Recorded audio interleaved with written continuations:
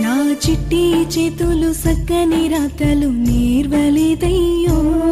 నా సంకన మేడితో సాలిరువాలు దున్నినానయ్యో నా చిట్టి చేతులు సక్కని రాతలు నేర్వలేదయ్యో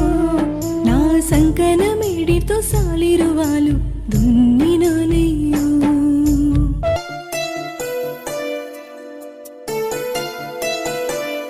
నన్ను కన్నా వాళ్లకు ఏడేళ్లప్పుడే దూరమయ్యాను